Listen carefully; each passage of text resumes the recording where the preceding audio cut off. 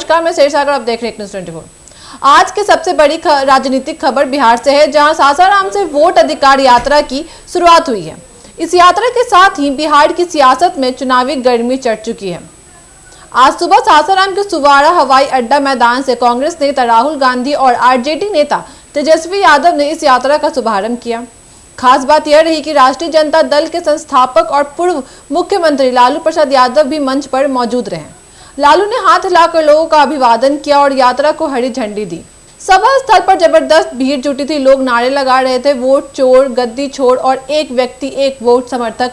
इसे सिर्फ एक चुनावी अभियान नहीं बल्कि लोकतंत्र बचाने की लड़ाई बता रहे हैं। इस मौके पर मंच पर कई बड़े नेता मौजूद थे। कांग्रेस अध्यक्ष मल्लिकार्जुन खड़गे, पूर्व मुख्यमंत्री भूपेश बघेल, सीपीआई एमएल महासचिव दीपांकर भट्टाचार्य, वीआईपी पार्टी के नेता मुकेश सहनी, जन अधिकार पार्टी के पप्पू यादव और कई अन्य नेता मंच पर देखे गए।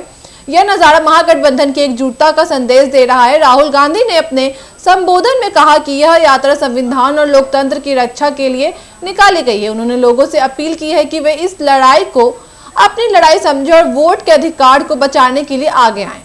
तेजस्वी यादव ने भी कहा कि यह सिर्फ एक यात्रा नहीं बल्कि बिहार के गरीब, मजदूर और आम जनता के सम्मान की लड़ाई है। भूपेश बघेल ने भाजपा और केंद्र सरकार पर आरोप लगाते हुए कहा कि मौजूदा सरकार वोट चोरी करके सत्ता में आई है। उन्होंने कहा कि जनता अब जाग चुकी है और इस बार लोकतंत्र की रक्षा के लिए हर कीमत चुकाने को तैयार है।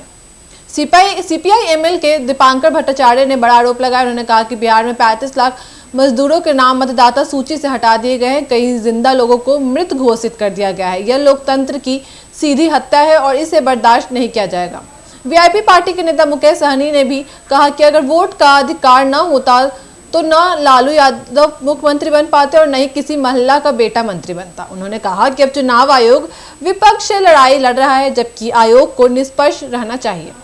पप्पू यादव ने राहुल गांधी की तारीफ करते हुए कहा कि वे राजनीतिक लाभ हानि की चिंता नहीं कर रहे हैं बल्कि संविधान को बचाने के लिए सड़क पर उतरे हैं। आपको बता दें कि यह यात्रा 16 दिनों तक चलेगी और लगभग 1300 किलोमीटर की दूरी तय करेगी। 20 से 25 जिलों से गुजरते हुए ये यात्रा 1 सितंबर को पटना के गांधी मैदान में एक विशाल रैली के साथ समाप्त होगी। 17 अगस्त को यह यात्रा सासाराम से शुरू होकर डेहरी ऑन सोन और रोहतास जाएगी। 18 और 19 अगस्त को औरंगाबाद, गया, नवादा और बड़बीघा पहुंचेगी। 21 अगस्त को यह यात्रा शेखपुरा, जमुई और मुंगेर जाएगी। 22 और 23 अगस्त को भागलपुर, कटिहार और पूर्णिया में जनसभाएं होंगी। 24 से 29 अगस्त तक अररिया, सुपौल, मधेपुरा और दरभंगा जैसे जिलों का दौरा होगा।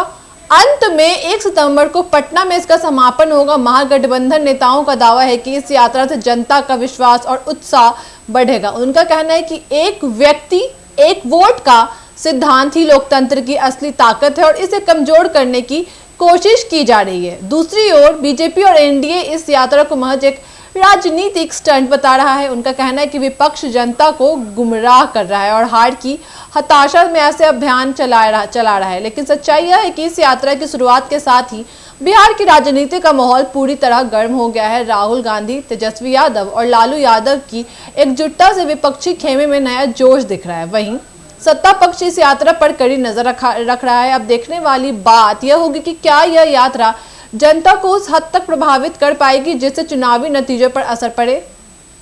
फिलहाल इतना तय है कि बिहार की सियासत में आने वाले दिनों में यह वोट अधिकार यात्रा सबसे बड़ा राजनीतिक मुद्दा बनने वाला है। ऐसी अपडेट्स के लिए जुड़े न्यूज़ 24 के साथ। धन्यवाद।